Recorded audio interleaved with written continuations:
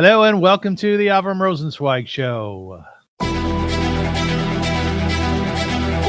Welcome to one of the internet's best podcasts, where we dive deep into the lives of the extraordinary and fascinating people who leave an indelible mark on our world.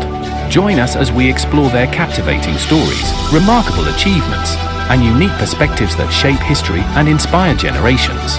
Get ready to embark on a journey through the lives of inspiring people unlike any other.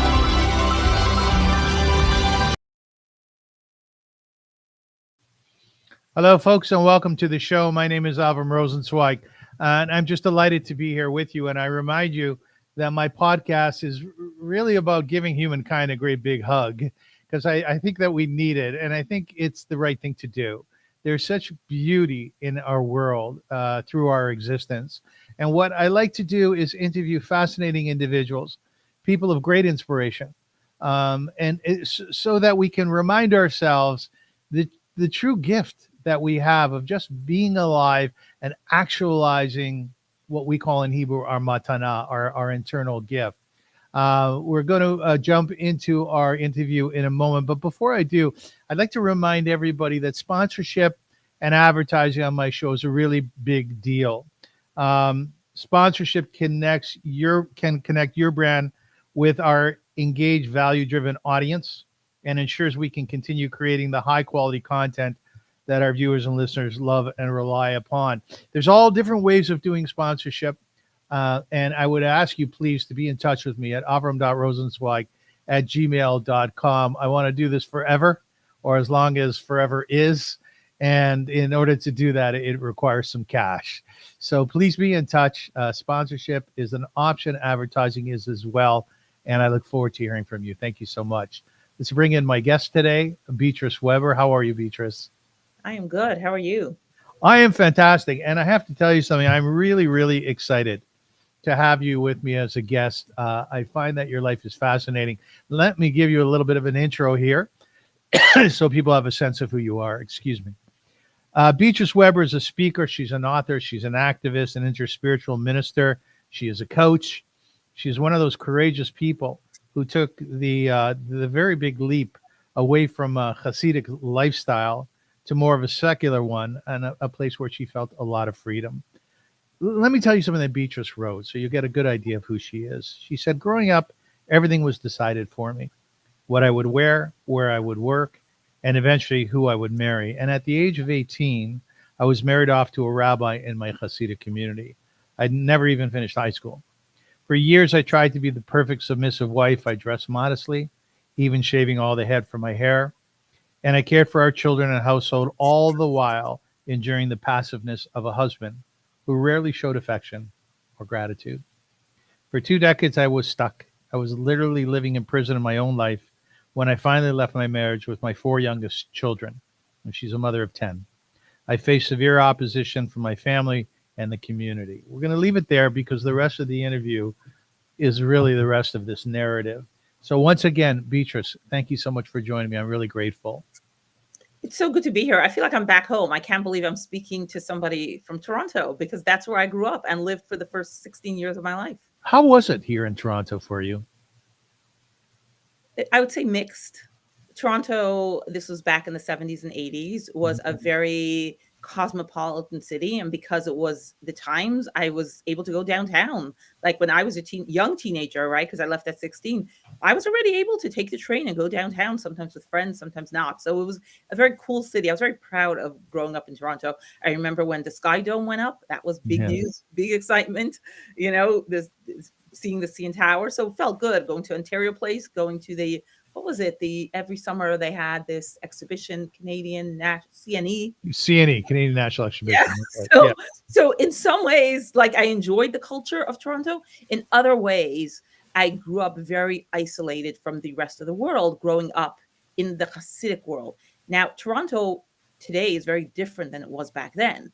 Back then, you could, on one hand, point to the number of Hasidic people, and even less than that, how many people actually wore shtreimels or spudiks, like literally numbered in single digits. right? I can tell you who they were because we knew who they were, right? So my father did not Yeah. wear shtreimel, but had a full beard. And, we went to the most Hasidic shul in town. So there was a certain isolation where I was always different, even than the rest of the Orthodox kids in my class, right? I went to Beis Yaakov, which again was the only girls, I shouldn't say that, was the most Orthodox girls' school in town. Now it's different. I think there are a whole bunch of them. But when I grew up, that's where we went. So all of a sudden I was exposed to like girls who, would go to movies, had TVs at home. Those were completely out for me, completely forbidden. And eventually you left that, which takes an enormous amounts of courage. Have you always seen yourself as being a brave? Sometimes I pinch myself and I still can't believe like where I am today because it wasn't like I had this grand plan at all. All right. Not at all. I was, truthfully, when I was 15 or 16, still living in Toronto, I was a little rebellious. But for the most part, I just went along with what I was told to do. I did a pretty good job at it. As you mentioned, I have 10 children. I ran a household really well. I was somebody that people looked up to who was kind of doing this well and successfully. So I never imagined that this would be my path. And I think in life, oftentimes you're hit with different kind of decision points, right? Like something happens, a crisis, external or internal, and then you get to make a choice about what to do next. And that's really what happened through the journey that I ended up here today. If you would have asked me even 10 years ago, is this where I would be today? I would have said, what? That's like not me. What are you talking about? 20 years ago, I would have absolutely not recognized myself. So I think because people often want to ask the question, like, what was that big moment? And I can point to a bunch of big moments and tell you, like, I made that choice then, and then that led to that. And I think that's the fun of life, but also the openness that we can have towards life. Like where do we have choice? And where can we make decisions that feel good, that feel right? And then we never know where they will propel us next. Let's give a more of a context to what it means to be Hasidic or to live in a Hasidic community. Firstly, let's try to translate as much as we possibly can, because a lot of my viewers are not Jewish or may not understand these terms. So you referred to a shtreimel before. What is that, and what is the clothing of the Hasidic community? Both for men and women. It's very symbolic because it's just an article of clothing, but it is an article of clothing that holds a lot of meaning to it and really identifies a person. And I like to talk about it, if you don't mind, in general, like taking a step back and looking at kind of the entire Jewish world, right? There's like about close to 16 million Jews in the entire world. 9% of them are Orthodox, right? And out of the 9% that are Orthodox, I believe it's a little less than half that are Hasidic, right? So you're talking altogether, and these are generalizations. So if anybody here knows more specific numbers, I have not found any data to give us more specific numbers. We're talking about in the hundreds of thousands of Hasidic Jews throughout the world, mostly located in the New York area and in Israel, but there are other pockets, like in Toronto, like in Montreal. Montreal has been Hasidic for many years, more than Toronto. So there are pockets, London, Belgium, where I had relatives in all of those places. So there are pockets all over the world, but the larger groups are really located in New York and in Israel. It's interesting because this is a kind of a group that started 300 years ago. So it's fairly new, right? Started off with the Baal Shem Tov, looking for a more spiritual connection to Judaism, in contrast to the scholarly approach to Judaism that there was before, where you were I'm not pronouncing the word right, where you were respected for your scholarliness and dedication to the Torah through your knowledge of the text. And the Baal Shem Tov came about and said, there's another way to connect. It's about where your heart is. It's about what you connect to in that way. And he kind of went more down the spiritual road. Kabbalah got mixed in at some point as well. So that's kind of the history behind it. What it looks like today, 300 years later, my ancestors, for the most part, did not come from those groups. They came from the more rabbinical groups in Eastern Europe, but they gravitated after the Holocaust towards those groups, as many people did, towards the Hasidic groups.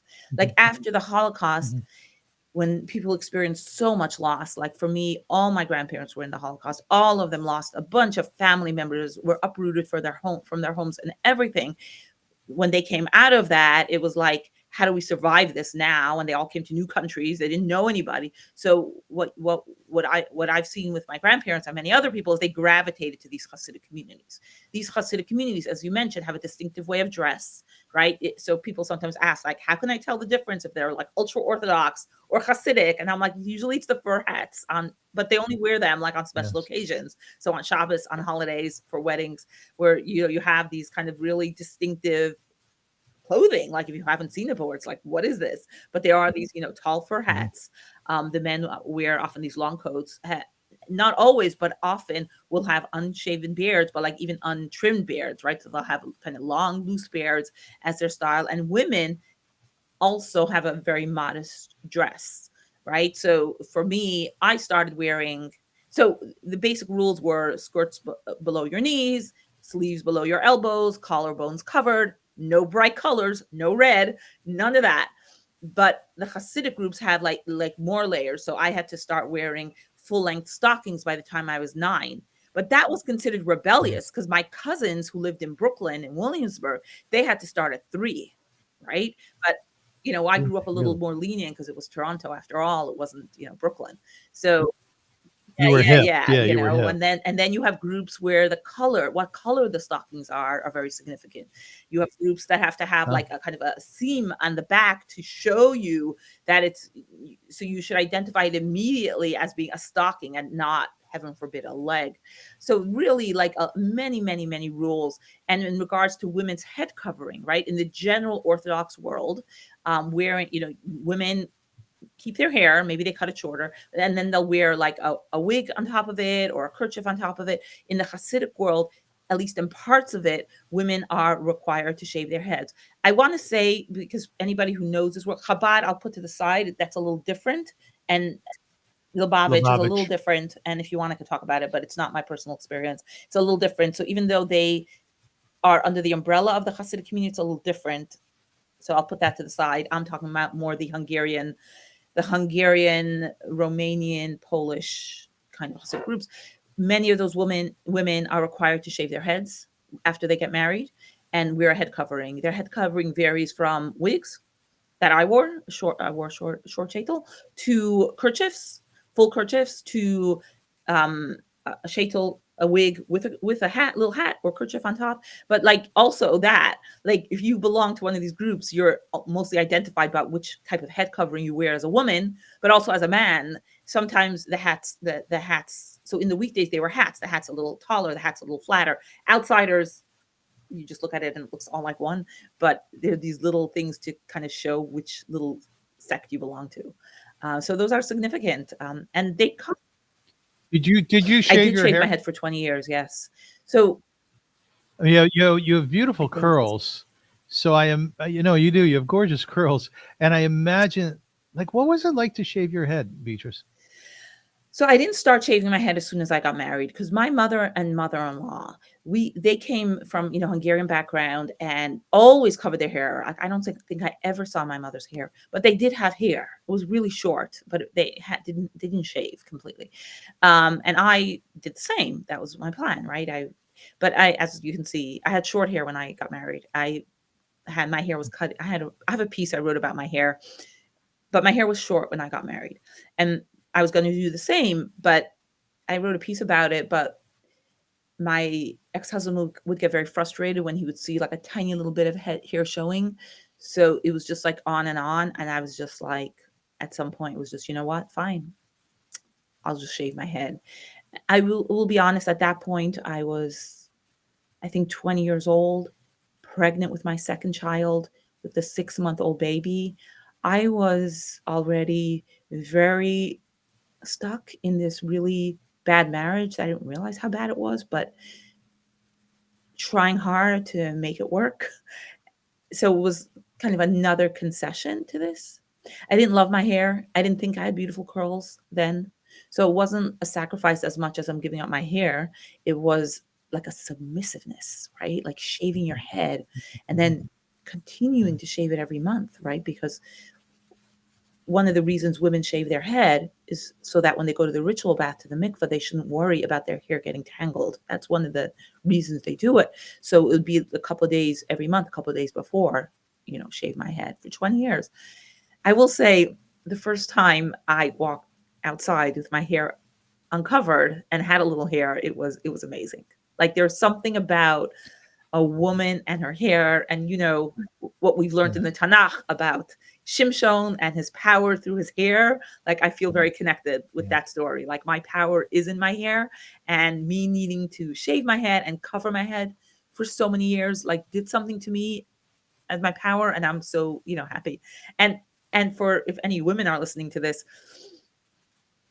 what was interesting to me is when I stopped uncovering my hair, it was like I felt like I had to straighten my hair and I had to dye my hair, right? Because it was already a little gray. I was in my 40s, because that's what I saw all around me. Women with straight hair with, no grays, all blonde. And that's what I went ahead and did. My hair rebelled against the straightening, I will say that. And at some point, it was like at the beginning of COVID, I was like, why do I keep on dyeing my hair? What am I doing? And I stopped. I stopped dyeing it. I stopped straightening it. And I will say there's nothing more powerful than being able to sit in your own hair, no matter what societal expectations are. Hair is a very big deal. My father was an Orthodox rabbi, and he and I thought entirely differently about life and about how we should live our lives. Hence, me not being religious after 20 years old, and he being a very Orthodox rabbi. The bone of contention between us, Beatrice, was my hair. Yeah. Was my hair. And I thought about it for many years. I remember coming home from getting a very short haircut to please my father, looking in the mirror and almost fainting at the sight of my very, very short hair, how vulnerable I felt. When I think about what you have gone through, and I'm sorry if I'm being too intimate, and please don't answer the question if it is, but do you remember looking in the mirror and seeing yourself? What's your Hebrew name again? Sheva. I was like Batsheva, standing in the mirror. We didn't say the ta because that was Batsheva. Okay. Looking in the mirror and seeing yourself bald, like what was that like? Do you remember that feeling? Those years I very much lived in survival. I didn't look at myself in the mirror much. No, I would have my turban right next to me because I would wear a turban for most of as a head covering. We wear a turban in the house. Outside the house, I would wear a wig, a sheitel. I didn't look at my hair much. I would just quickly cover it right away. I was very detached from my body. Part of what being in these types of relationships and in these types of communities is you get very detached from your body and what feels right and what feels wrong. It's still a journey. I mean, I've come a long way along that road, but it's still a journey. And I think in general, if any, when you talk about trauma, that's a big part of it. Like you get cut off from your body. So by the time I left my marriage, I had maybe like maybe like 2 inches of hair. So I had started growing my hair before I left my marriage. But that was me rebelling, right? For the vast majority of the 20 years, I didn't think, oh my gosh, I don't want to do this at all. It was just like, okay, this is what I'm doing. This is what I'm doing.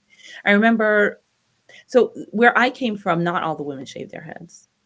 Right. There were groups where all the women were required to shave their heads. That's not the group I came from. Some did. And there was one highly recognized rabbi. If you'd go to him with any problem that was going on in your house, he'd be like, have the woman shave her head. So it existed, but it wasn't widespread. And I remember people like being surprised that I shaved my head. They were like, you? Like they were surprised because that wasn't necessarily aligned. But for me, it was something that I decided to do. And it was just going to be the way it was. I didn't think, oh my gosh, I don't want to do this.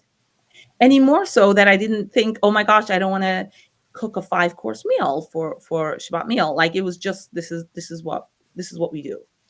So growing up in that environment, being married, having, I believe, 7 children before you even hit 30, was there times where you would feel sexy, where you would feel feminine?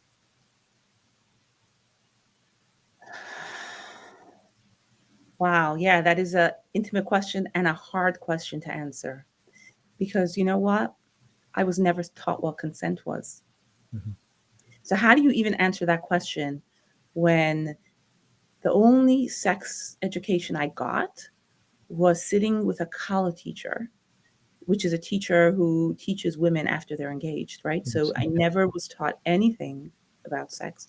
And that the vast majority of those 12 classes are devoted to the rules centering around, what the ritual bath looks like and all the preparations for that, the separation while you get your period from your husband. That was like the main focus. And there was a little bit of a focus, but a lot of an emphasis on what it means to please your husband and what it means to, like, with a lot of like, just make sure you're available. These are the rules. So I went in as an 18-year-old, really excited to be married. I thought that it would be fun to be married, and hit by things that just felt unfamiliar, but knowing that it was my job and my duty to do what I was expected to do. It's really hard to feel sexy when you don't have free will in these situations. And there are requirements for women in these situations, and the rules are very strict. Like, I feel like a lot of people don't understand how like strict the rules are, and they even go into your bedroom. How strict, how so oh gosh, this is really hard for me to answer, and I don't know if I want to go kind of answer it, or maybe I'm like overthinking your question a little bit. But I mean, it's hard to feel sexy when you're shaving your head and putting a sheitel on your head, and you're pregnant with one baby, and there's another baby that you're weaning off from nursing because you got pregnant while you were nursing. It's like really hard. I always was losing weight, which is kind of one thing I'm deconstructing with from now. Like, weight, being thin equals sexy was a very prominent like idea in the community, right? It was almost like required. Like, so between each baby, I would have babies back to back, but between each one, I'd make sure to lose weight, be back to my, 18-year-old body every single time. But like now in retrospect, wow. And then I'd feel really good, right? And sexy, because people would be like, oh my gosh, I can't believe you have 5 kids, you have 6 kids, you have 7 kids. So amazing. But like now thinking about it, the amount of pressure I put my body through, like that is insane that that's even an expectation. But if you see women in the community and in many religious communities have a lot of pressure, it's a lot. It was a lot like what they call like the male gaze, right? How do I look to others? How will others perceive of me? Yeah. It's a lot of work to do I've done a lot of work to kind of understand kind of what happened to me. Yes. How it happened, because I had kind of the 2 layers, right? Being born, being married off, as Hasidic women typically are, but then being married to somebody who had very specific ideas of how he saw himself and how he saw me as being a partner to that. And, that played a big role as well. How did he see himself, and how did he see you? Oh, so he saw himself as an up and coming, world recognized scholar, even at the age of 20, right? Because he was 20 when he got married. And he was told so by his parents, by his grandparents, he's a smart kid. And it was my job to help him get there, right? And again, like, no shade to him. That's what he learned. Like, that's what they told him. Like that's what the Talmud said, right? The wife is your helpmate. So in his mind is like, I'm this up and coming great scholar, and you're the wife of this up and coming great scholar. So, make sure my food's on the table on time, right? Like, why are you even asking me to take out the garbage? Like, that is ridiculous. Don't you know I'm an up and coming scholar? Yes. So much so that we lived in Israel for 11 years. And then when we moved back to Muncie, like, he refused to learn how to drive because there are these great scholars in Lakewood, the big Rosh Hashivas who won't drive, and their wives drive them. So it was like, I'm an up and like, there's no way I'm driving. So I learned how to drive against the recommendation of rabbis, but I was like, there's no way I can live here. I learned how to drive.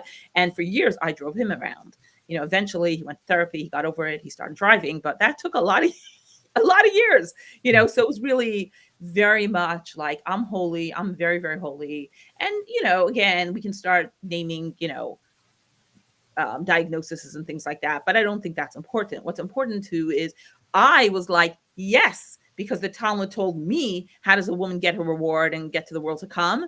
You probably know this, right? By serving her husband, making sure he learns the Torah, and sending her children, her boys, to learn the Torah. So I was like, okay, this is my job. I'm in. So what was your day made up of? You had 10 children. You now have 12 grandchildren. Thank God for that. There's a 13th. a Oh, 13th, Mazel you tov. know. I have to make sure I to feed watched an my old, child. must have been an old interview I watched. Tell me Not something. that old. What was your day? What did you do all day? So towards the end,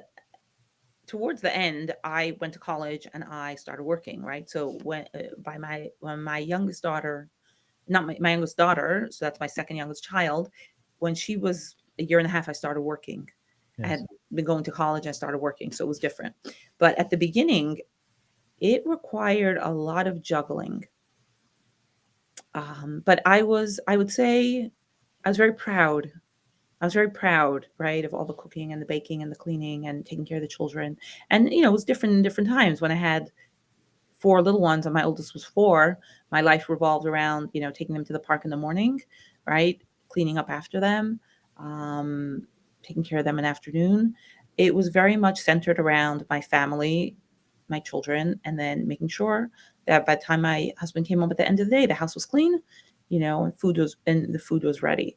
It was a very interesting time in my 20s. I was very bright and very ambitious, and I put in all my energy into my kids and into the house, but like it was really hard. Like as any mother of small children know, like it's really hard. Like young children are first of all very demanding, very needy, and also like if you're a person that needs your brain to be stimulated, it's Yeah. really hard to be doing that all day. But there was no really opportunities for me to do anything else besides for that, right? It was my job to be there for the children. There were different times, especially in Israel, where I would get like mother's helpers that would come, for an hour or two in the afternoon, help me with bathing the kids and things like that. I'll never forget my seventh child. He was born and he had a shoulder injury during childbirth, so he needed a lot of physical therapy. And thank goodness he's an adult now. He's fine. He's doing great. So 5 times a day, I was supposed to do these exercises with him. And I remember like thinking like he is the luckiest baby ever because he's like he gets this hands-on attention from his mother like 5 times a day. With the other kids, what happens is with these large families is you learn how to run a family with children with kind of the least hands-on as possible because that's the only way to do it, right? How are you supposed to be? You're not it's almost impossible to sit and spend the amount of time each a child actually needs for their Yeah. development when you're one person with that many children. And I know people say because I should do the research on it, but we were told that children from large families grow up so much better afterwards. Da, da. What can I say? I mean, I'm proud of all my children, all of them, but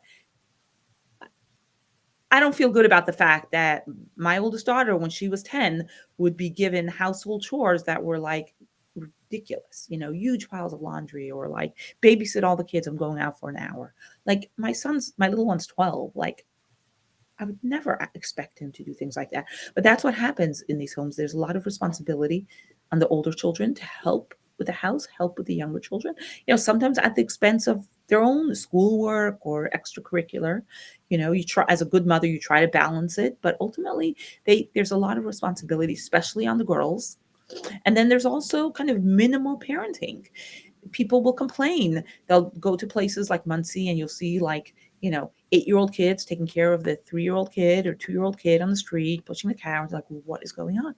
But I remember as a mother how often I felt desperate. And it was like, how am I going to pull off all the logistics of everything I need to do? Like only by, enlisting the services of that kid. And when my oldest was 10, I thought she was really big and capable. And I remember soon after we moved to Muncie, we had somebody call CPS because they had seen my 10-year-old, that's Child Protective Services, babysitting my kids. And I remember like I wrote this whole letter to them and I'm like, I'm really sorry. I didn't realize in Israel, it's very common that, the Haredi and Hasidic families, their children, the 10-year-olds are babysitting, like I'll never do it again, blah, blah. And we were fine. Everything was unfounded and clear. But it was, looking back now, I'm like, that is crazy. I had 7 kids and I'm leaving my 10-year-old babysitting them. What if something would have happened? But within all of that, Beatrice, I think that most people who are sort of conscious of who they are, and at least somewhat, they have a parenting way about them. As an example, I allow my son to be. If he has when he was little, he's now 18. When he was little, he had a meltdown at a supermarket. I would sit down and have a meltdown with him. You know what I mean? I look him in the eye. I go, honey, what's up? How you doing? When he calmed down a little bit. So I was very much in terms of communication and just allowing him to be within all of that, having 10 children and the arduousness of trying to maintain to schedule. I know what that's like, but not for 10 children. Was there an aspect of who you were where you were like, yeah, I'm a pretty good mom? So I'd like to say that I was a pretty good mother. And what's interesting is that most of my older children don't talk to me, but they will say that I used to be a good mother. So, that's nice. And I will say that I wasn't in an abusive marriage. And I tell people all the time, when you're in a really bad marriage and you don't have a voice in your marriage, it's really hard to be a good mother. It's really hard to be Yes. there for somebody else when you don't have your own autonomy. So again, I would love to tell you, and I will say one thing. I gave 100% to being a good mother. Like there was nothing more, and there still is nothing more important to me than being a good mother. One thing I will say that, as I mentioned, I have 10 children. They are all so different, doing their own thing. And I'm so proud of that. I am so proud because it's so easy, especially when you have a large family, to kind of create this mold and everybody needs to walk through it. And I don't have that at all. Down from my, youngest daughter who works at an art studio and sells ceramics to, my oldest daughter who at least used to work at a printing shop in Lakewood and then has her business creating murals. I have everything. I have boys that are studying full time and boys that are, creating their construction company. And just in personality, it's really beautiful for me to see because now, again, they're much older, right? My youngest is 12, my oldest is 32. Most of them are adults. Besides the little one, they're all adults. It's really nice to see them all having their own kind of individual creative lives in their own way. Was I present for them? I tried, but it was really there was a lot on my shoulders that I was dealing with, like on a practical level, raising 10 children, like just making sure there's food on the table and everybody's close to wear every day. But also like emotionally, right? Like not having access or the ability to do things that were meaningful to me, not being in a relationship that was nurturing and feeding to me, and really very much with a goal of being a good mother. And I think that can be dangerous sometimes. I think we can get so focused on the image we want to create that we forget about the humanity in it. And that can happen to us wherever we are. But when you're in a community like the Hasidic community that has fairly high standards in certain ways,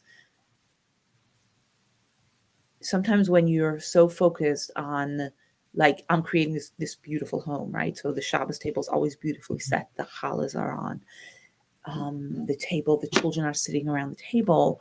You can sometimes tend to overlook some things because kind of that goal is so important. Give us a context of the years we're speaking of, A, and B, I'm really curious, what was your menu throughout those years? What did you cook? So I got married in 1992 at 18. We moved to Israel right away. I lived in Israel for 11 years. My first 7 children were born there. I moved back to the States in 2003. I was 29. And then, so those are the years. And then I separated. I left the house in 2014. I didn't realize it was 11 years. 11 years in Israel and 11 years in U.S., Muncie. Menu, food. Well, I could tell you like a Shabbos meal. You're on a Shabbos meal. Yeah. Tell me Because that. that was the same every week, basically. And it still is in most Yeah, it houses. still Yeah. is very important. It's very, I mean, it's creative, and there are some small changes over time, but that have Yeah. become like traditional, and it's like they didn't do that 20 years ago, but basically it's fairly Right. traditional, fairly traditional. So I had the challah, right? So that's something that is interesting because my mother didn't really bake challah when I was a kid. She would buy it, but my mother-in-law used to make it. So it was really important to my ex-husband that I make it. And the first few times it was terrible because I moved to Israel and I had no idea what was going on. And the flour is different, the like air temperatures, the air pressure is different. But got the hang of it. So first of all, there's baking challahs every week, right? So you're making the blessing on the challah. Sometimes I would bake it and then wrap it and freeze it for the following week. So I'd make like 1 week for like 2 weeks. But it's baking bread basically, right? Just challah is bread with eggs and some sugar, but it's a whole process. Oftentimes, I would start cooking on Thursday. Later on, when I started working, I would figure out how to make Shabbos in like 2 hours. But Yes.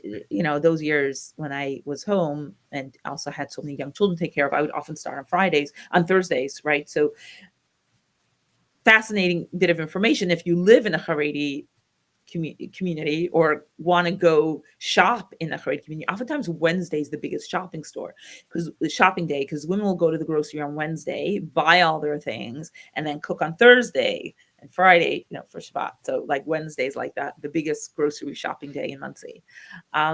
So that Yes. there would be, first there's the challah that you're making. I used to make like an egg-ish challah, so it had a little egg, but it wasn't really egg challah. Coat it with whatever seeds you're coating it with. Became stylish to put the everything seeds at some point, but for the most part, it would be like sesame seeds. I learned how to braid 6. Very proud of that. I braid a beautiful 6-braided challah. I make challah infrequently, but sometimes. Oftentimes, I would take some of the dough out and make these little onion rolls and things like that. So Sweet. yeah. Nice. So there would be, some Thursdays where I'd have kind of I used to make like the 5 pounds of challah, because you were supposed to make like 5 pounds to be able to take a blessing. To make a blessing, right? Take the challah, take a blessing. So I'd make like 5 pounds of challah, but then I would also be baking. So I would make like another 5 pounds of like rugelach and babka, right? So there would be like all that, all that. So that would be like not uncommon for me to come to my house on the Thursday evening and kind of have this whole like array of baked goods. Then when it came to the actual food, so the first thing is, of course, gefilte fish. Now, I know, but if the only gefilte fish you've eaten from a jar and you haven't eaten it at a Hasidic person's home, like you haven't done yourself justice, because gefilte fish in the jar is disgusting. So, Something to that, yes. very different, very, very different. So interestingly, in Israel, they didn't have the good rolls. Okay, so by the time I got married, most people were buying made gefilte fish rolls from the store and using that instead of actually making the mixture. When I was younger, I remember my mother making the mixture, but eventually this became pretty common. People would buy a roll from the store. But in Israel, they didn't sell the good rolls. So I learned how to make the good gefilte fish rolls. Okay. So they tasted like the American gefilte fish. So that meant also buying, a couple of pounds of fish. And then I would do the whole mixture thing and then make these rolls and put them in the freezer. And each week I take out one of these rolls. Right. So you'd have a roll of gefilte fish. Sometimes it'd be like a piece of white fish, but what was very important was to put in a piece of fish skin, usually carp skin. So you put it in a little kind of baggie because you didn't want the scales and skins to get everywhere. But the reason you put that in is because you make that jelly, right? Yes. Fish yoich. Yes, very important. But if it's runny, it's not the same. You want to have the jelliness, but you had to cook it on Thursday because you need like a good 24 hours. So if you want to eat a Friday night, it needs to like settle, right? A little bit of garlic, a little bit of onion. Yeah. And then the chicken soup. I'm pride myself in my chicken soup, Yes. but that was also all homemade, always, all the time, Cholent? Cholent was Shabbos day. So I'm still on Friday night, right? So you have the soup, and then the main course would be a bottom of a chicken and kugels. So the kugels got fancy. Like when I was a kid, it was just like potato and noodle kugel. But by the time I was cooking, it was like you would have like a broccoli kugel, you would have like an apple kugel, and then we'd have like some usually like a cucumber salad or like a different kind of salads. What changed over the years was when I was a kid, there would be grain, right, horseradish with the fish, period. But over the years, like there are certain required dips. So by many Hasidic homes, like with the fish, you're going to have like 10 different dips. Tomato dip, homemade tomato dip, homemade eggplant dip, tahina, hummus. And it's like so weird because when I was a kid, there was none of that. None Maybe of that, mayonnaise, exactly. maybe. But now it's commonplace. If you go to any, of these like kosher stores, you'll see that whole array of dips. And for many Hasidic people, kind of that's part of the main course of the meal. And then Yeah. dessert would be very simple. Like it would not be a big deal. It would be like some just a homemade ice cream because it would have to be parve. It couldn't be dairy, right? A homemade ice cream or like an apple strawberry compote, something like that. A Yeah, yeah. compote, yes. So And on Shabbat yeah, by lunch? day it was very different. So also it was a full meal, like no shortcuts, none of that. So it would be again the challah and the fish was exactly the same. Okay.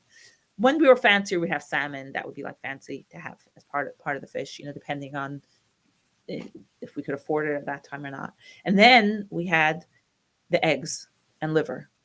So the way we did the eggs, and I heard it's like a little Sephardi, but my mother did it and my mother-in-law did it. So I think we did it.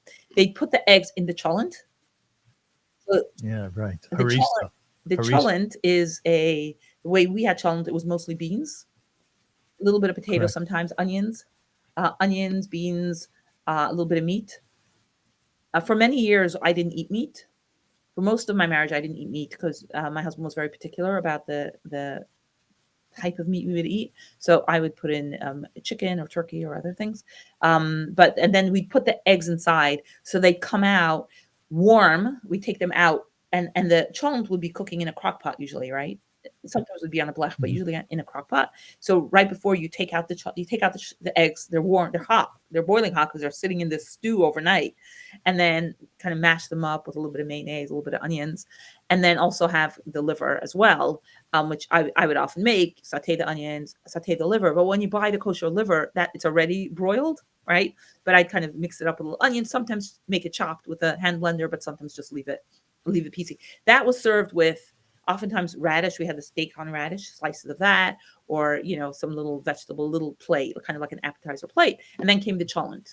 Oh, so the cholent would often be accompanied by either like fried schnitzel, cold cuts, turkey, cold cuts, things like that, pickles, a little salad. Sometimes I would make kishka, like homemade kishka inside. So kishka is like a wheat. Well, how do you describe kishka? I mean, you know what it is. Well, kishka it's the insides of the animal, but right? The entrails. But that's not really that. I didn't make the entrails. Like I would just make it in a.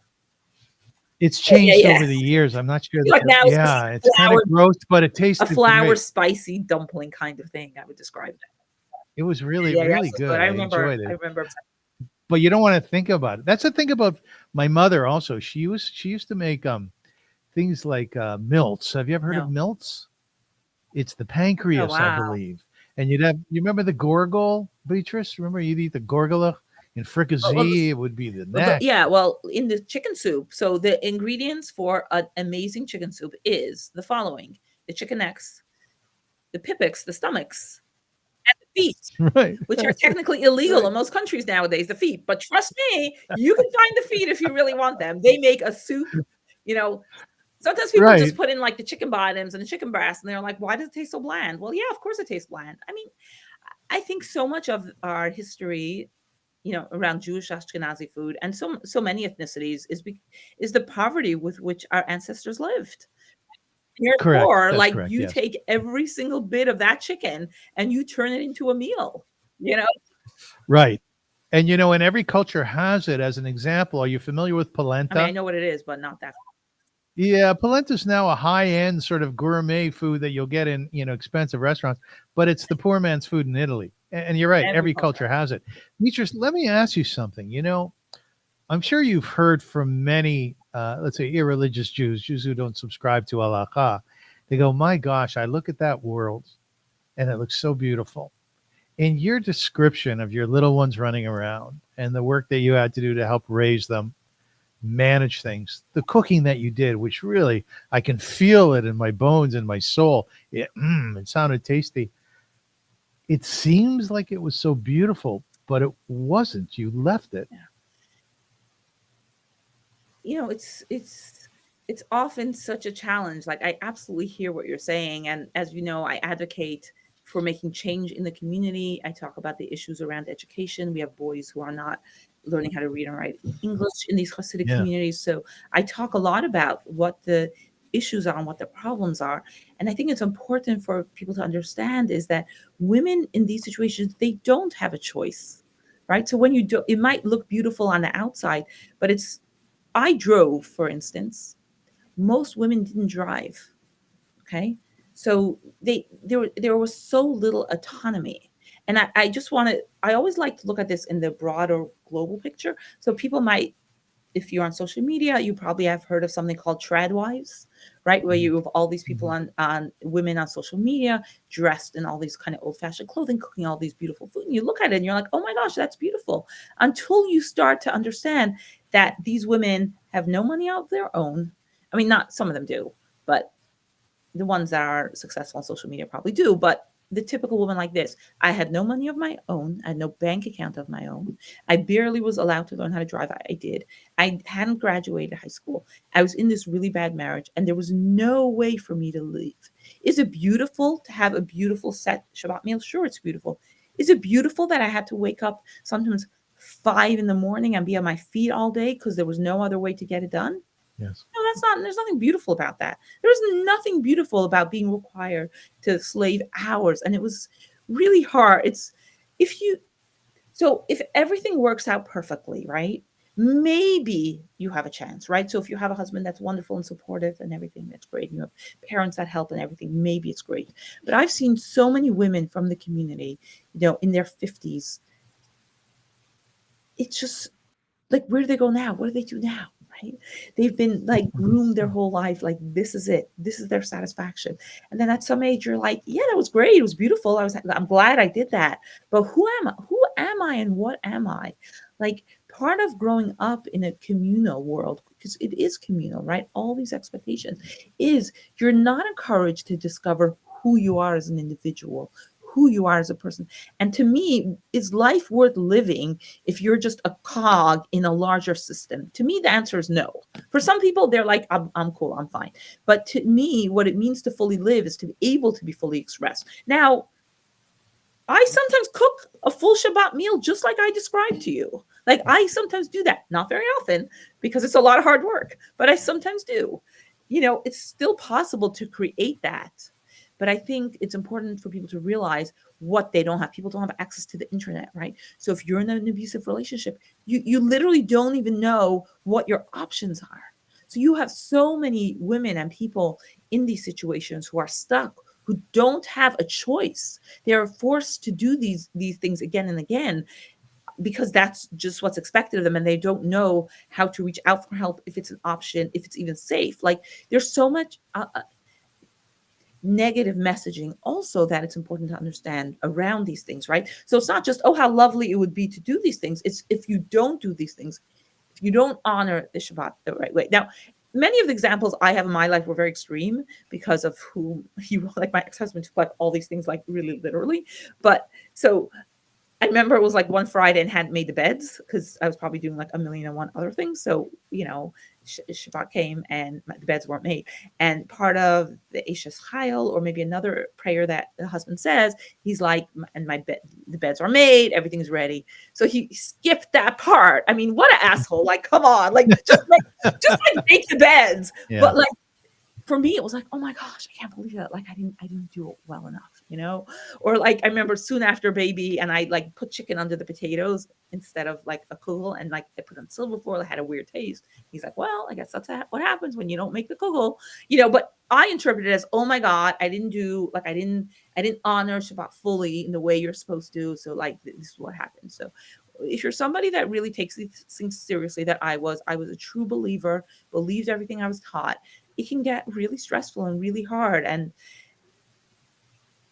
really disconnected from what you want and who you are.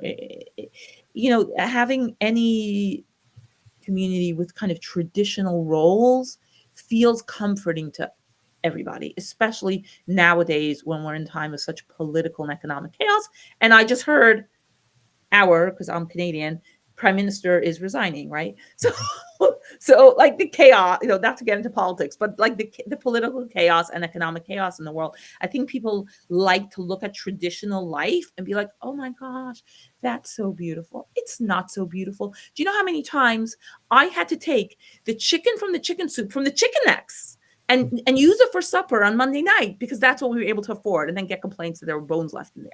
Like, it's not cool. It's not fun, me standing on my feet for 10 hours cooking this beautiful meal, even though the outcome is beautiful. Like I think when you look at the external facing, it's beautiful, but when you start to peel the layers, it's like, what got us? It's kind of like you don't want to go behind in a sausage factory. So it's kind of a little similar. Now, amongst your friends, would you have such conversations? Like, I can't stand on my feet another moment. My husband's not being supportive. Was there that sort of group? Was there that sort of discussion? The only time I started speaking up was like 7 years before my marriage. I had been in therapy for a year and a half already. And then I was like, I kind of realized what kind of marriage I was in, because till then I was like, well, let me be a better wife. I didn't think like, oh my gosh, this is really awful. But it hit me what was going on, and I realized I was in. So then I spoke to a few people, but for the most part, keeping up with the Joneses, which meant, having your act pulled together, and that was all important. We didn't talk about those things. Like we didn't talk about, I mean, we'd complain, oh my gosh, this and that, but we wouldn't go into specifics about how hard things really were, especially not complaining about our spouses. Like, that would be like really, really bad. I did a little bit afterwards, and I remember how hard it was for people to hear me. Like, they didn't want to hear me. Like, no one wanted to talk about those things. So there is a lot of hiding about, how hard things really are and what's really going on. There's a lot of putting up a front for people, even people who you consider close friends, to show people how good things really are. There's a lot of pressure to do that, for sure. So you did go through therapy. Your ex-husband did as well. You learned how to drive, bit of an anomaly within that community. And then one day you had a miscarriage. And it seems as though, having gone through that trauma, and it is a trauma, I don't think there's enough discussion around what women go through when they miscarry, and husbands too, I'm sure.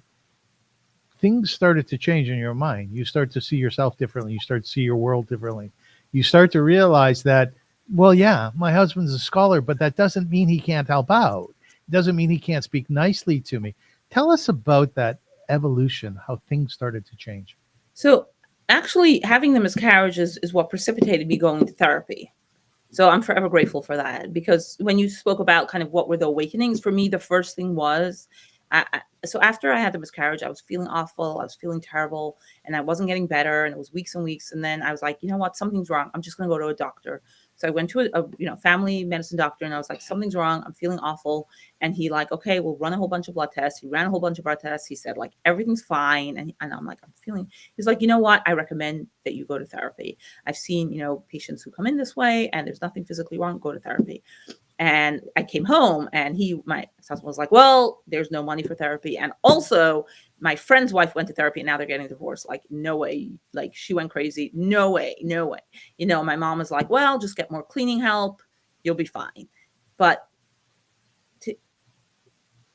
I'm just so grateful to like young me, who had so little voice and agency, but said, I need help, and I'm going to figure out a way to get it. And I figured it out. Good like, for you. we had Medicaid at that point, right? I didn't have insurance, but I found a clinic that took Medicaid, and I started seeing a therapist. And it took a year and a half in therapy. And like the first year in therapy, I refused to speak about my marriage. Yes. And like, I laugh at it now, because like now I know, like, if you come into therapy and say, I'm not talking about that, it's almost like, why? But for me, the answer was, well, I heard therapy breaks up marriages, and I don't want my marriage to be broken up. I want to stay in this marriage. And then, the second year I started with a different therapist. And I remember one of the questions she asked me, and I don't know why I was thinking about it recently. She asked me, who needs who more? Because I was always afraid that if I do anything, he'll leave me. She was like, who needs who more? Does your husband need you more, or do you need him more? And I remember it was really hard for me to recognize that he needed me like way more than I needed him, right? On his own, like he literally couldn't wouldn't have clothing to wear. Like he didn't know how to do his own laundry. Like literally not. We were living in a house that my parents paid for. Like there were, but because of the way I was raised about like a woman is a helper to her husband, in my mind, well, if I'm his helper, like I need him, right? I need to have him in order to have any identity. Without him, I'm nothing. But it took time. But yes, I'll say going to therapy and having somebody kind of mirror to me what was really going on, and having somebody to speak to in a space that felt safe about what was going on, allowed me to start to kind of take away those things that I had been taught as like absolutes, right? That my job is to serve my husband. Well, maybe I also have a voice. Maybe I'm also an individual. Maybe there are also things I like to do and want to do. So it took a long time to unpeel those layers. And, I only left my marriage. I only left my marriage 8.5 years after I started therapy, right? It was like a long process, which I didn't know how it would turn out, but saying yes to getting help.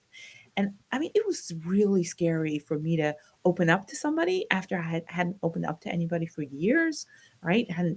Forever. When did I ever feel safe enough to speak up? So it was a big deal. And I'm forever grateful, that I started that process then. And, a year and a half into therapy, I started college, which was a big deal. I very much it always felt bad that I didn't graduate high school. Most of my classmates did graduate high school. Most of the people I knew did graduate, but my parents moved away from Toronto when I was 16 and sent me to a seminary. So I never graduated high school, and it was always like something I felt bad about. So the idea of going to college, of learning something, felt really good. I went for, an undergraduate degree. And then I also started working out of the house a year after that. And those two things really gave me a lot of freedom. And I always say, like, give a woman education, everything changes. All of a sudden, I still was cooking beautiful Shabbos meals. Okay. Like, don't get me wrong. The challah was just as good. I promise you. But I also had something that gave me fulfillment, that I was good at and that I enjoy doing. But I had to start from scratch. Like, we didn't have a computer in the house. I had to, this was 2007 when I started college. I had to buy a computer. I had to get access to the internet, right? Because everything in the community, the internet's filtered. You're not allowed to use just regular internet. So I had to get permission to get access to the internet, put on this filter, all of that, learn how to type, learn how to set up my first email, kind of all of that to set me up. Permission from whom? So rabbis, they had to tell you it's okay. Yes. So the way they might make sure that people have filtered internet, right? So technically you're not supposed to have any internet, but if you have a business or you need the internet, you get permission, but you need to have a filter. And there are companies in the community that provide these resources for the community. And what they do is, every year when you register your child to school, you have to tell them which filter company you use and what the license number is, and they kind of verify it in the background. So yes, wow. Yes, wow. Yes. Now, from what I've heard, the data is that 50% of people have unfiltered access to the internet. They have smartphones that they hide. I know people have smartphones that they hide from their spouses. They keep in their cars because they don't want their spouses to know they have it. Men usually are the ones. People go to the library. People figure out ways around it. So it's not like nobody has access to unfiltered internet, but the rule in the community, a lot of people don't. You'll see if you walk into some of these Hasidic communities, they have flip phones. Most of my boys for sure have, these old-fashioned flip phones that they use. So that's a big deal. Think about it. Like, that's a big deal for people, So that was my first step of really finding my voice, finding out who I am. But I very much thought I would still be in my marriage. And I got permission for these things, I think, because the rabbis thought if I would have a job, if I would go to college, I would feel better. I would be willing to stay in my marriage. But give a woman an education, give a woman a job. It was like, I was 40 and I was like, we had tried like 3 bouts of therapy, like marital therapy. It was like wasn't moving anywhere. Every time he'd go into the therapist, he'd be like, "Oh my gosh, she should only be back to what she was like before, and everything would be fine." Yeah. Like Yeah. every session started that way, and it was like there was no way I was turning back and being that woman again who didn't have a voice, who would never speak up, who would just take everything. There was no. I mean, it's impossible. I mean, also it's like unrealistic. Like we all change. God, So your at some your husband must have felt very lost in all of this, didn't he? very lost, and then I left. He was devastated when I Yeah, had to tell go. us about that the day you left. So anyway, I turned 40 and it was like, oh my gosh, like, am I going to stay in this forever? Like, this is ridiculous. But by then I had a baby a year and a half before I left. And like, part of it was like, I felt maybe things are a little better and, have a baby, I'll stay. But like, never think a child will like help resolve the issues. I ended up leaving the house in the middle of the night with my 1.5-year-old. So what happened the last 6 months before I left is I started speaking to lawyers, figuring out what to do. I was very afraid because most of our house, even though my parents had given it to us, we had written it over to my ex-husband's nonprofit, his Kollel. So like a lot of people do that in Muncie. They'll kind of donate their houses to their nonprofits, and then they don't have to pay taxes on it. So I was like, oh my gosh, what am I going to do? If I leave, I won't get anything, back and forth. So I was having a lot of conversations, but I didn't have a plan. My ex-husband, when I asked him for a divorce, he said to me, like, if you leave, you can leave. Leave, you'll just never see any of the kids again. Mm-hmm. And then I had, my older children calling me from Israel, from here, from there, like yelling. I was like, oh my gosh, this is real. This is serious. I'm going to lose all my kids. Like, what am I going to do? My parents were very clear. They didn't want me to leave. Oh my gosh, those last few months were so hard. I actually wrote a piece about it in the Huffington Post, and I don't know if you want to get into it now, but I landed into a chat room of Hasidic men. And like, I look back now at it with like, that was how I was going to survive those months. But I felt so much shame that, I met up with some of these men. There's a whole underworld in the Hasidic world that people don't really talk about. But ultimately, some rabbis got involved, and then it was funny. So I'll tell you what happened. This is funny. So my ex-husband saw that I was sending emails to this guy on my computer. So he takes my computer, takes my physical computer and gives it to a rabbi and says, this is what's going on. This is terrible. My wife is awful. I've been telling you for so long. Look, she's terrible. And so this rabbi had no idea what to do with it. So he hands the issue over to his assistant, right? And is like, please, who's kind of like somebody in the community who helps people. And he's like, please, what is going on there? And he was like, okay, there's something more to the story. Like, this is not just the way it's being presented. Because people they knew he wasn't like this nice guy. So he's like, okay, he reaches out to me, is how can I help you? Where do you need help? How can I help you? So now I have this rabbi kind of on my side helping me. Great.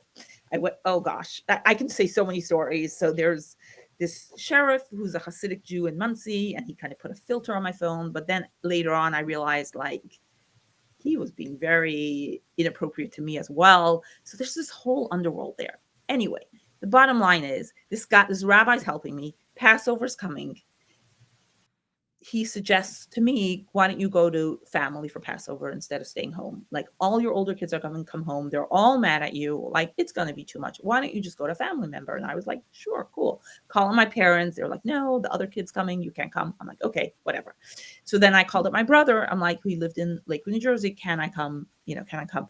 And he's like, yeah, okay, you can come. So I told my kids, we're going away. The younger kids, we're going to go away for the holidays. Great. They're excited. All those things. My ex-husband calls each of the kids in the room and is like, don't you dare go. Don't you dare go. You're forbidden from going. And then he went back to this rabbi and was like, listen, I don't mind if she goes, but the kids don't want to go with her. I was so mad because for me, that was like the accumulation of all the types of manipulation that I had dealt with. I was so like, and by then I was speaking to people already about what was going on. So I remember there was this older woman at my work, and she was like, why don't you just go? Just go. Just leave. Nobody needs to know. I was like, can I do this? So then I was like, okay, I am going away for Passover to my brother, no matter what. Now I'm going to figure out a way to do it. So the first thing I did was I knew nobody could know that I'm going, because if anybody will know, it's going to get all entangled again. So I told my brother, thank you very much for the invitation. We're staying home. Forget it. Like, we're not going. I told everybody, forget it. We're not going. And then meanwhile, started to put a plan in place that I should able to go just for Passover. Like, I didn't plan on it to be anything more than that. Just for, like, I'm a mother. Like, I can take my kids for a holiday, you know? Yes. So then I started a plan. My therapist helped me. I bought new holiday clothing for my kids. A friend helped me. I brought her all the stuff the night before, like the day before. It was, I think Seder night was Sunday night. Seder night, I think, was Sunday night. So I have to check the calendar, but I think it was Sunday night. So no, it was Monday night. Seder night was Monday night.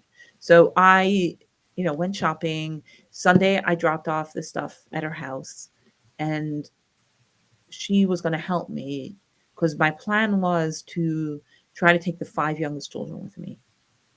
But I would have to do it I would have to do it in the middle of the night, because if I would do it during the day, like they'd stop me. Like, my ex would stop me, my older kids would stop me. So I knew I had to do it in the middle of the night. So we had a whole plan. And then I also, this is crazy when I think about it, like how afraid I was. It's crazy to hear it. At that point, I had an iPhone, but I was afraid that it could be tracked, right? So I bought a other phone, a burner phone, and it was like one of those weird April nights in New York that was super hot. So I turned on the air conditioning, and I say that was like part of my blessing that night, because it was like there was noise from the air conditioning, so like it was muffled.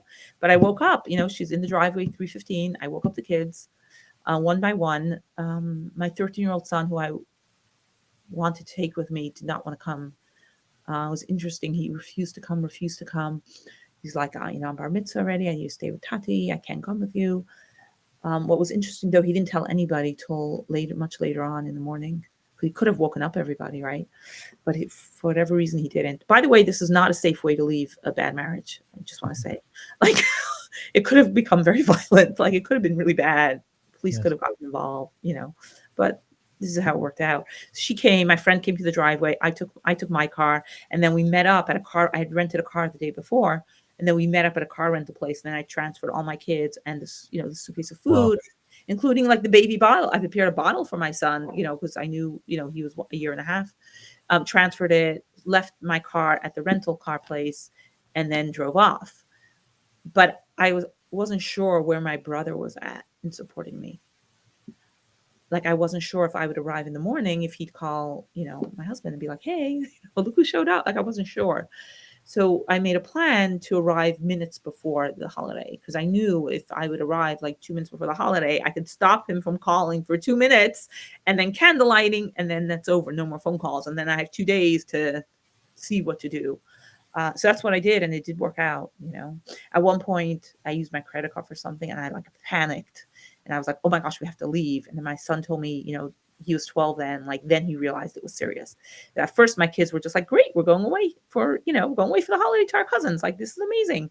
They didn't like really realize, because I didn't want to tell them, because how should they know? So I was trying to use all cash, and at some point I was like, oh my gosh. So I would just drive. I'll never forget, Liberty State Park, the cherry blossoms, just so symbolic of like freedom. But I spent hours and hours driving up and down the highways, and it worked out, except that, right after the holiday, so there's 2 days of holiday, like, they didn't know where I was. Nobody knew where I was. They couldn't reach me because I left my phone with the person who helped me. Nobody could reach me, which was great. But then they figured either I was with him or I was with somebody else. So my brother's phone was like ringing off the hook, and like, he didn't know what to do, and I didn't know what to do. And like, the day, like, a couple of hours after I left, I realized that there's no way I'm going back. Like, I was like, I'm not going back. Like, when I also thought about it, like, I literally have like a burner phone and a rental car because I'm so afraid to be found. Like, if you have that level of fear, like that's like not, like, I don't belong in that relationship. I didn't know what I was going to do, but I knew I wasn't going back. And my brother was like, I don't know what's happening, but I don't think I could keep these people away. Like, there's no way. That he was getting like, dozens of phone calls from my parents, from my husband. So I remember calling up a rabbi and being like, because my first thought was to call a rabbi, right? And the rabbi said to me, if you're afraid, and I'm like, of course we're afraid. My brother's like isn't sleeping all night. He's terrified. Yeah, of course we're afraid. If you're afraid, then you're allowed to go. You're allowed to go to court and do whatever you need to do. Call a lawyer, find out what you need to do. And that's when I called a lawyer. But he wanted $15,000 as a retainer, and I didn't have $15,000. And he said to me, like, you really just need to go back to Rockland, go back to family, because that's, go to family court and get an order of protection. Like, it's your kids. If you want to keep your kids with you, that's what you need to do, and just do it. So even though I didn't hire him because I didn't have the money to hire him, I went down. You're able to do it yourself. And I filled out the paperwork. And I remember the person there's somebody usually who helps you if you're on your own. The person was off for the day. And I'm like, just give it to me. I'll fill it in. I remember the judge like trying to read what I wrote. He could barely read what I wrote, but it was like, okay, they granted you for a week. Generally speaking, when you file these things in New York State, like you're granted for a week, and then then all the people involved parties have to show up, and then you actually kind of judge what needs to happen. But I did get that order of protection through me going down there, and he actually violated it very soon. Like a couple of days later, he just was calling like nonstop. And the order of protection basically said, stop harassing her. Like, don't go within 200 feet and don't harass her. Like, don't harass. But he did. He kept on calling, and I called the police. It was at my brother's house, and I called the police and was like, listen, this guy has an order of protection. He's violating it. I was like, I didn't leave and get an order of protection for me to have to deal with this. They were like, oh my gosh, nobody ever calls us. Like, nobody ever calls us, which is really sad. The fact that nobody calls the police in Lakewood and in Muncie is not because there's no problem of domestic violence. It's because people are afraid to call. Like, I just want to be clear. There are all these myths about the community. Oh, there's low rates of divorce. That must mean marriages are amazing. No, there's low rates of divorce because they make it impossible to leave your marriage. And I can go on and on about, I know we're like way over our time, but that's okay. I like this. Yeah. About like how they made it so difficult, how the rabbis got involved and made it so difficult. Like, your hair would stand on end on how that's possible. But like they make it impossible to leave, right? And I will say the rabbis were really nice to me until I left. Like, things changed, were very different after that. But anyway, I just also want to say this because I just full transparency. When I took the orders of protection, I also took against my two older sons because I was afraid that they would come take. And they have for many years were like, oh, she called the police on us. She called the police on us. They were like really, and it was, I know that while I was in Lakewood for Passover, they walked up to New Square because I worked at an agency in New Square to find me there, like 5 miles in the pouring rain to find me and try to take away the kids. So it was not like I was afraid, like there was good reason I was afraid. And it was one of the hardest things I ever did. Like, no mother should ever have to feel so afraid of her children. But ultimately, he violated the order of protection. He had this warrant out, whatever. And a week later, I was back in court. But my parents did not want me to go to court. Okay? They did not want this to be a big deal. They wanted me to go back. They did not. When I first left, that first day, I called my father and said, listen, I'm going to need money for this. I called him up, asked him for money. He said to me, you're sick. Go to the hospital. Like, period. Goodbye. That was it. So they didn't want me to go. So they were telling my brother, she is not to go to family court. So he was like, listen, you go to family court the second time, which would make the order of protection like final, then can't stay here anymore. You're out. My plan was to stay in Lakewood until I figured out a housing situation back in Muncie. It was like, you're out. So I was planning on going to family court that morning myself and then coming back. But meanwhile, now I have to take these 4 little kids ranging from 12 to a year and a half. But we do what we do, right? So I'm like, go back, pack my suitcase. I'm like, fine, I can't be here. Take my kids with me and show up in court. When I come to court, my father was there, my ex-husband. My 4 older children were there. My son-in-law was there. My sister's husband was there. It was, I would say, one of my most difficult moments when I felt like my body wouldn't hold up to the stress of it. Yes. But I'll be forever grateful to that woman in the babysitting room who had me do some deep breathing. There's nothing like a few deep breaths to bring us back to reality. And I showed up there, and I'll never forget my lawyer standing there and saying, Judge, look at all these people. Like, we were just there for harassment, right? And it was like, is this woman being harassed? Clearly she's being harassed, right? Why is there like 10 people, most of them in black hats, standing here when all she wants, when she's saying she's being harassed? So, he was saying, look at all those people, the only one in her family who's gainfully employed, she's director of operations of this like nonprofit is her, but then, his lawyer was like, Dad's really worried about her mental health. He drove all the way from Canada. So during my years in that clinic, at some point I had been diagnosed with bipolar 2 and was on medication for it. I now know that I never had bipolar 2 because you don't get cured from it, and I have no symptoms. I've written about that as well. It's a manipulation tactic often used against people in the community who speak up. But Beatrice, I want to jump forward. Just a quick question before we do that. The woman who helped you, whom you worked with, and she met you that night, was she a Hasidic woman? So it was two different women. All right. It was the woman I worked with was not. She was an older, like Orthodox-ish woman that was really, I would say, like a feminist in her orthodoxy. Yeah. The other woman that helped me came from the Hasidic community and was a therapist herself, but was a friend of mine, but also a therapist herself. Yeah, it's funny. It's amazing the people who crop up in your life in the most difficult of times, isn't it? Forever grateful. Yeah. Yes, go ahead. I will say, like, over the years, like, my friends stuck around a lot longer than my family did, so I'm grateful for that. When you finally were able to find your freedom and, let's say, go off into your own and create a life for yourself where you had a voice, where you felt visible, where you started actualizing yourself, tell us a little bit about the steps that you took in order to make this new life for yourself. And at the same time, let us know, like, who stayed in touch with you, who continued to talk to you in the family. Yeah. So after I had that experience in family court, as interestingly as it is, I still tried to reach out to my parents, which was now in retrospect, like, interesting that I did that. But it was just like, it took me a while to understand the full extent of that type of betrayal. Yes. I was still in touch with them, which in some ways, so what happened was I had ended up raising $20,000 for my legal representation in court. And I used up the $20,000 after a month. And my parents were like, why don't we take care of this with rabbis in a Beis-Din? And, we'll be willing to pay for it. If you take this out of court, we'll be willing to pay for it. And I said yes. In a rabbinic court. Yes. Yes. And I said yes, which, for any women out there, that was the biggest mistake of my life. If I could point to one mistake, but I very much trusted rabbis. Rabbis came through for me more or less, I trusted rabbis. So I said, I agreed to it.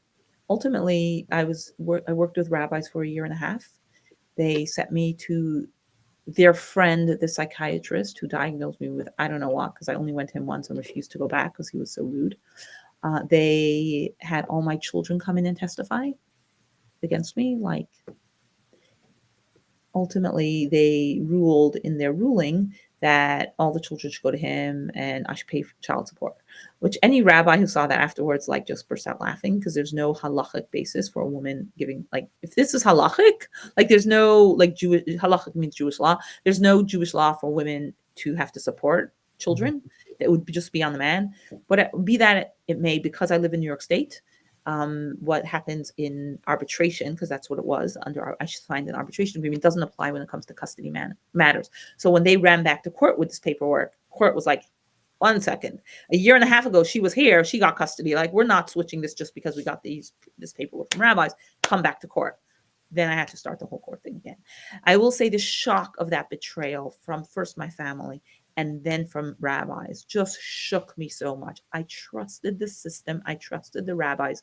I trusted that they were out for my well-being. And then when I saw like kind of them then doing whatever they could, and listen, I was completely from observant, short shaitel, long skirt, the whole thing at that point. You know, it really set me off to explore who I am, what I am, what's the lifestyle I was raised with, what were the messages I got, what works for me, what doesn't work for me. And doing that type of exploration in your 40s when you have 10 kids, and mind you, I kept those 4 kids with me for many years. One kid went back after like 5 years, but you know, I raised those kids. It's not easy. Like everything that I ever believed was like turned upside down, belly up. And like everything, not only that I believe, but that I dedicated 4 decades of my life to. The amount of hours and work I put into, you know, my marriage, my family, but the community upholding, right? I was somebody that people would look up to and be like, look, she can do it, you can do it, right? That type of thing was like, you can't even count those hours, you know, and now to be like, oh my gosh, like, I think this is a whole like kind of scam, maybe. I don't know. Like, is this even all real? Like, is this even true? Am I really going to like we were taught things like, you know, you don't eat kosher, you're going to get into a crash. Your skirt's too short.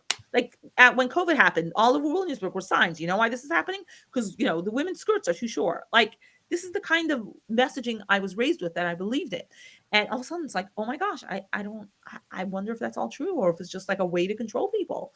And when you talk about a community that is so misogynistic, like so misogynistic, people still don't believe me, but I want you to know that every day Hasidic and Orthodox men open up their prayer book and say, thank you, God, for not making me a woman. And women open up the prayer book, see those words in big letters, and in small letters underneath it, this is for women, say, thank you, God, for making me the way I am.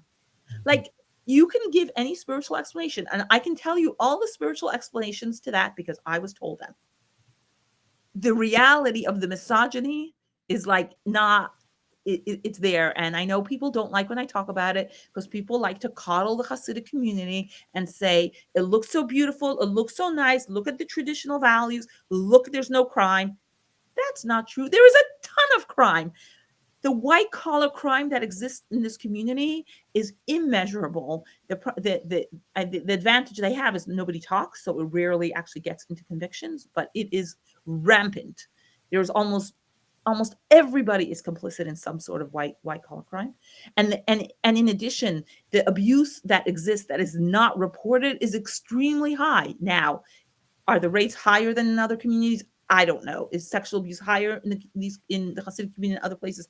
I don't know. But I know that it is rampant, and I know that the vast majority of cases don't get reported. So the idea that this is a community that is free of crime is absolutely false.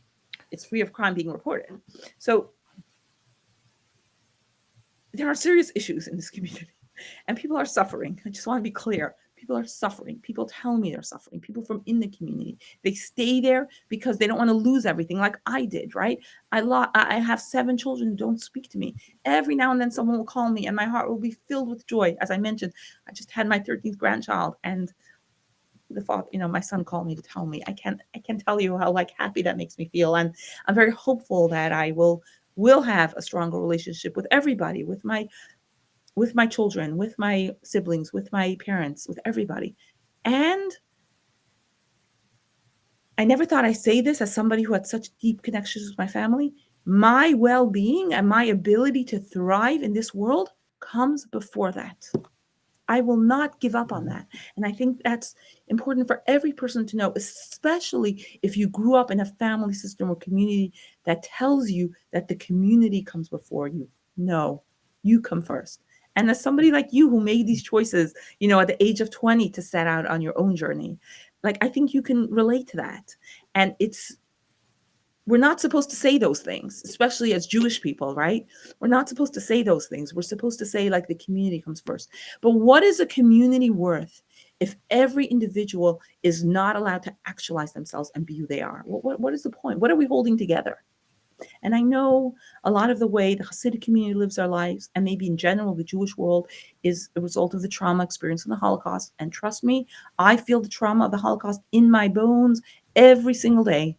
Like, I grew up with it. I know it. Like, I understand, generational trauma. I get it. But it's not an excuse. Like, we all deserve to live full, actualized, happy lives, do things that make us feel good. And yes, be good family members, of course, but not at the cost of our own well-being. You're a lovely person, Beatrice. Oh, thank you. Not everybody thinks that. A lot of people think I'm really awful. Yeah, there's people who think I'm awful too. Have you fallen in love?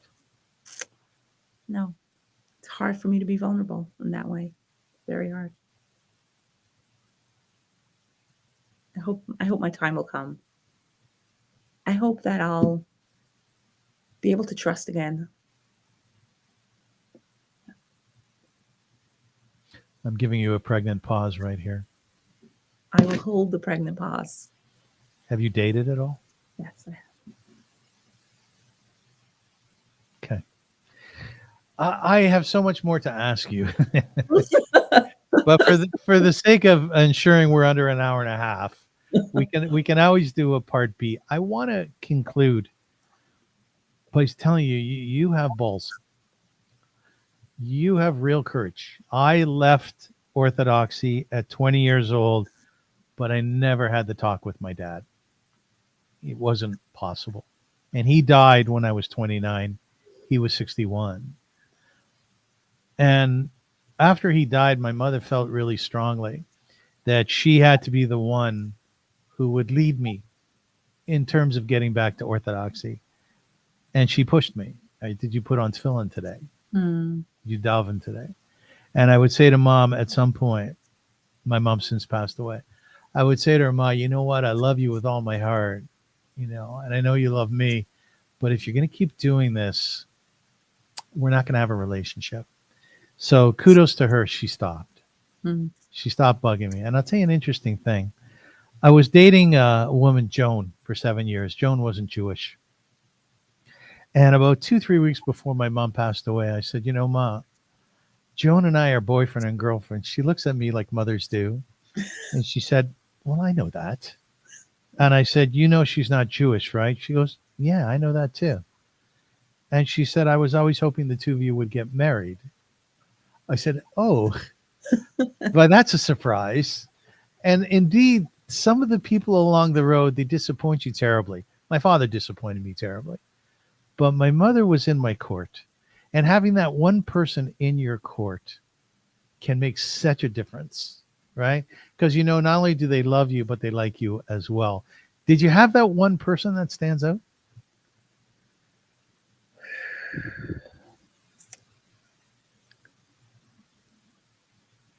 It's a hard question to answer. I will say no. I remember doing this kind of hypnosis therapy where we were supposed to go back to our childhood and like find the someone. I didn't. Not one. Yeah. So, yeah. And I guess I'm here to say that it's still possible to have a happy life. It's, of course, having it. No, I didn't have that solid person who I knew had my back. I had people who were kind to me, of course, people who were good to me in, varying degrees.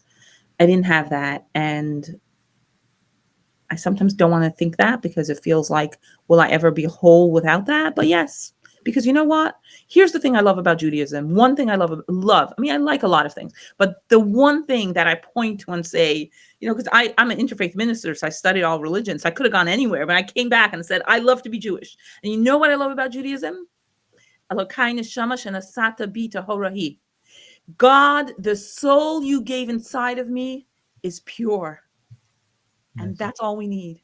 We all have a pure soul that's whole and complete, and nothing in the world can change that. No matter what we've been through, no matter what we've experienced, no matter what we've done, that soul stays pure. And to me, that's the rock and the stone of Judaism. The thing that is something we can rely on.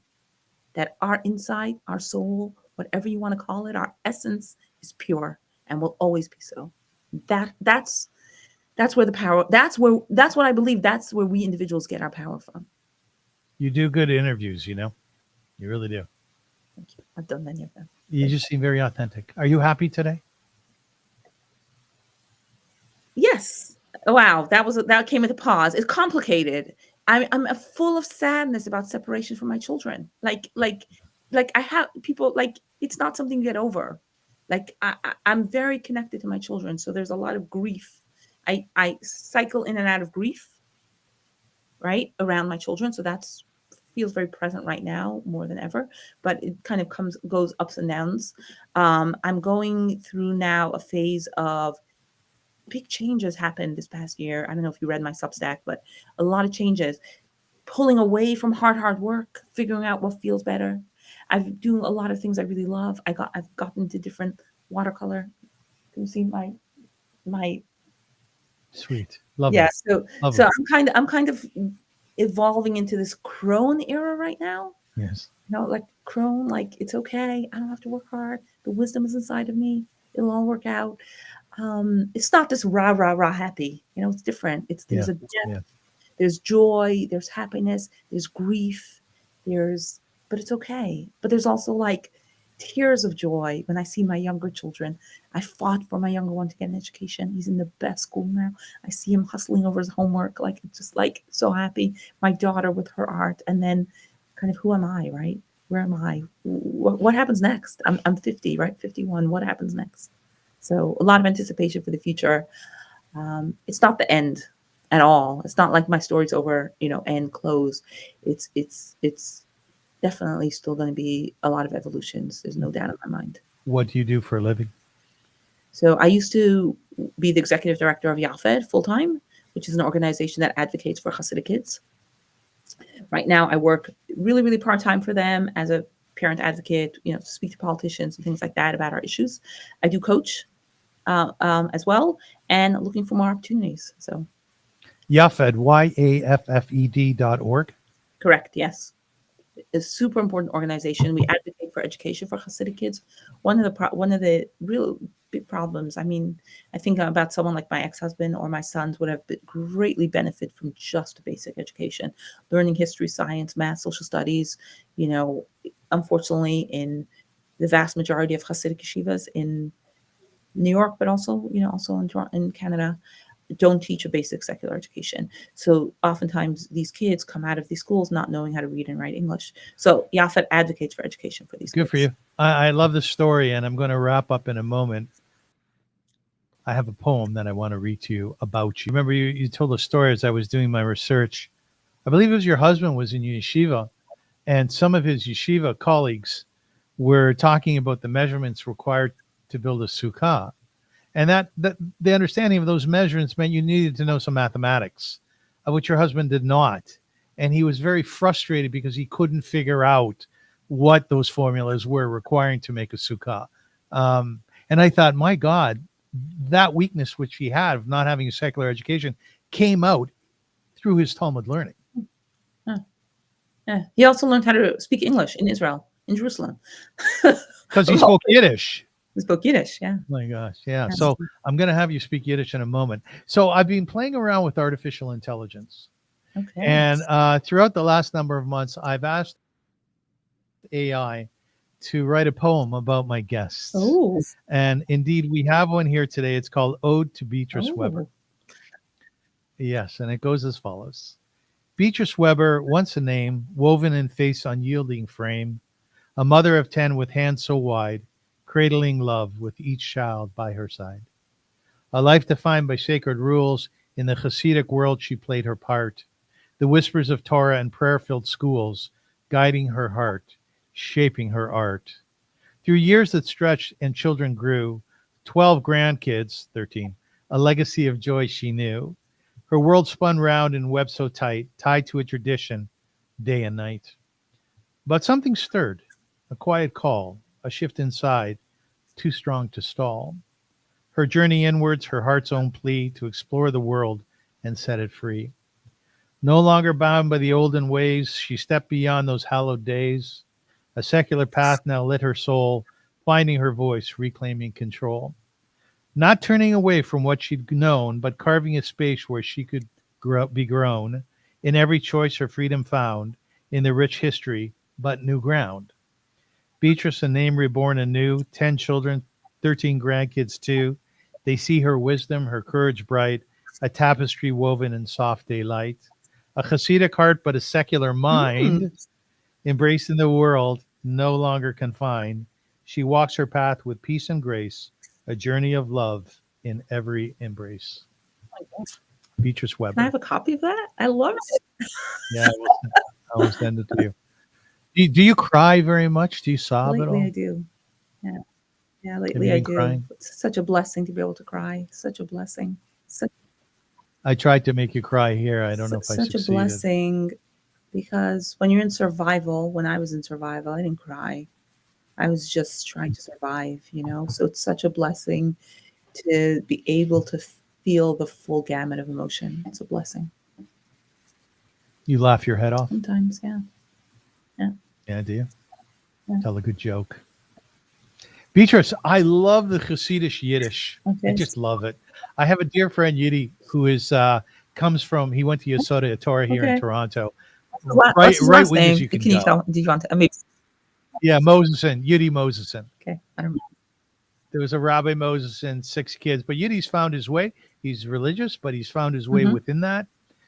And sometimes we'll sit and we'll talk, and he'll speak Yiddish to me, and I just eat it all up because I love that Yiddish. So I want you to close the show by thanking our viewers for coming, for listening, for watching, and wishing everybody well in Yiddish. I do need to say that my Yiddish is not great, because even though I grew up speaking Yiddish, after I went to Beis Yaakov, we didn't speak Yiddish much. But I did speak to my younger children in Yiddish. Okay. A großes Shkoyach für alle verkommen. Ich hoffe, als alles, was ihr habt gehört, wird euch helfen. Nicht gleich, wie ihr seid, in welcher Welt. Ihr sollt wissen allemal, als was du fühlst, tief in dein Herz, das ist die meiste wichtige Sache. In a viele, ob die machste Glute, sie weggehen von der chassidischen Welt, weil das ist, was du darfst hin, hab nicht Meure. Sei sicher, als ob du fühlst in dein Herz, als das ist der richtige Weg. Sie wird sich ausarbeiten in die Kinder, in dem Spruch, was du hast. Oder sie wollen kommen mit dich. Aber viele, ob sie kommen nicht in dein Herz, die das allemal sein, mit Chibber zu sein. Und sie wollen fühlen die Liebschaft, was du hast für sie. Nicht kein Schillig, was du tust. I love that. Can you translate loosely? I thanked everybody for coming, and then I said a special message to people who are in the community, who, if their heart tells them that it's time for them to leave, they should trust their hearts. And even though it might be hard, knowing that they have family and loved ones and children, know that no matter what choice they make, their loved ones will always know their love for them. And it's important to listen to your heart. And can they stay and Absolutely. be healthy? And be healthy. I don't know. Can they stay? I'll answer yes. People, it's complicated. Yeah.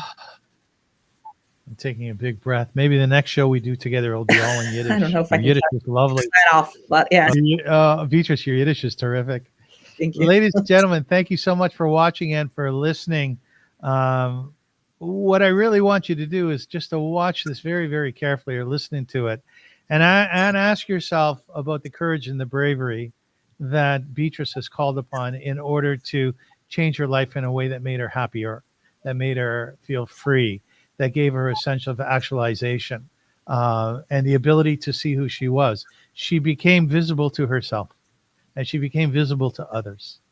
And while along with that clearly came a lot of challenges and a lot of problems, the fact of the matter is you put yourself first in some ways. And I think the point of that is when the mask falls down in the plane, you take it and you breathe through it first, because then you can take care of others. So she's found her zone, or is in the midst of finding it more so. And if you're looking for your zone, if you're looking for a way to grow and to actualize yourself, draw upon your courage and listen to the story of Beatrice Weber, which is a phenomenal Jewish story, and grow and make sure, because life is very, very short. Life is very, very short. Have you lost anyone, Beatrice? Anyone died in your family? I have my parents and my children. My grandmother died a couple of years ago, and Rest in peace. oh my gosh, I'm so happy to mention her name here.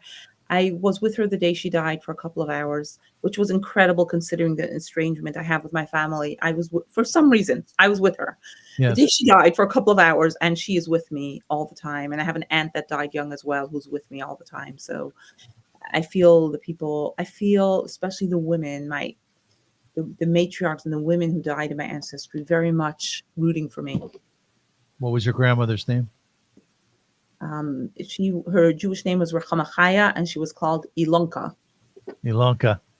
Yeah. What was your aunt's name? We called her Mima Yenti. So Yentl, Rivka Yentl was her name. Yeah. All right. They should rest in peace. And this interview is dedicated to their memories. Ladies and gentlemen, thank you so much for being with us. Until we meet again, as they say in the vernacular, Zeigezint, which means what, Beatrice? Be healthy. Be healthy. It matters. Exactly. So Svitanya, and lots of health. And Beatrice, thank you again for doing this. You were splendid. Just absolutely splendid. Thank you. Thanks for having me.